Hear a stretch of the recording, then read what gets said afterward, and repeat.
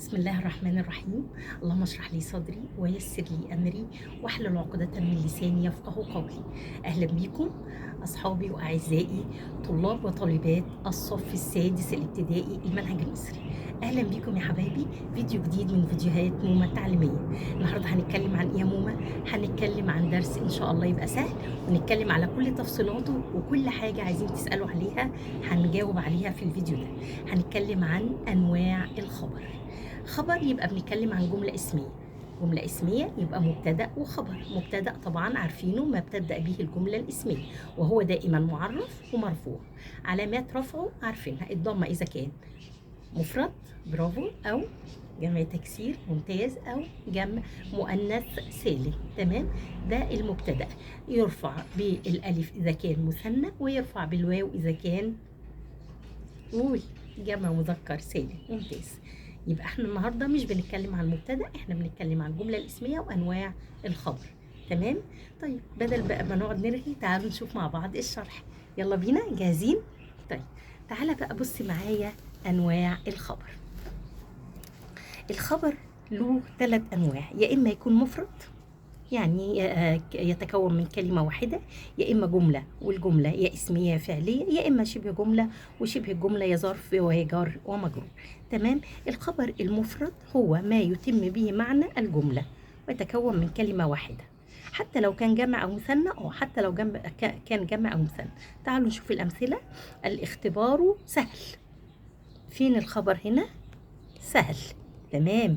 يبقى الاختبار مبتدأ مرفوع علامة رفعه الضمة، وسهل خبر مرفوع علامة رفعه الضمة. المعلمون مالهم؟ مخلصون. يبقى رد المعلمون مالهم، يبقى ده مين؟ الخبر مخلصون. التلميذان ذكيان، الطبيبات ماهرات. تمام. يبقى الخبر المفرد ده سهل خالص، يتكون من كلمة واحدة وتتم به معنى الجملة. نيجي للنوع الثاني اللي هو الخبر الجملة الاسمية. ايه هو الخبر الجملة الاسمية؟ خبر يتكون من جملة اسمية زي ايه؟ الاختبار أسئلته سهلة. تمام. الكلمة الطيبة أثرها جميل. الكتاب صفحاته مفيدة. الشمس نورها ساطع. ها، مين يقول لي لاحظنا ايه في الأمثلة دي؟ خلي بالك، لاحظنا حاجة مهمة، ايه هي؟ الضمير. شاطر. الضمير يشترط للخبر الجملة الاسمية وجود ضمير، والضمير ده بيعود على مين؟ على المبتدأ، وبنسميه الرابط. الاختبار ماله؟ أسئلته. الهاء دي راجعة على مين؟ على الاختبار اللي هو المبتدأ. تمام. يبقى نخلي بالنا من المعلومة دي. يشترط للخبر الجملة الاسمية وجود ضمير يعود على المبتدأ ويسمى الرابط. نيجي لتاني نوع من أنواع الخبر اللي هو الجملة الفعلية. تمام. مبتدأ وجملة والخبر بتاعه جملة فعلية. تعالوا نشوف كده الأمثلة. المعلم ماله؟ يعلم الأجيال. يبقى المعلم مبتدأ مرفوع علامة رفع الضمة لأنه مفرد. يعلم الأجيال خبر المبتدأ جملة فعلية في محل رفع خبر المبتدأ. الجد حكى القصة. الجد مبتدأ وحكى القصة خبر جملة فعلية. تمام. طيب نيجي نشوف الخبر النوع الثالث اللي هو شبه الجملة. وقلنا شبه الجملة بينقسم إلى جزئين، الظرف والجار والمجرور. الظرف الاختبار غدا. الاختبار مبتدأ وغدا خبر، وده برافو عليك ظرف زمان. طيب القائد ماله؟ أمام الجنود.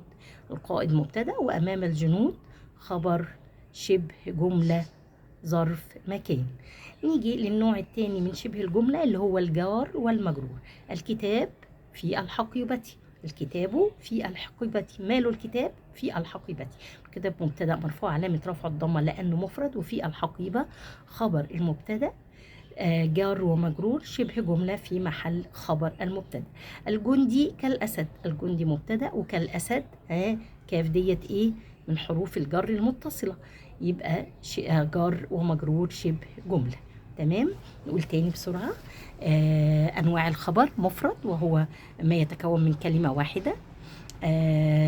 الخبر الجملة الاسمية يشترط لوجود الخبر الجملة الاسمية ضمير يعود على المبتدأ وبنسميه رابط. الجملة الفعلية فعل وفاعل أي كان زمن الفعل.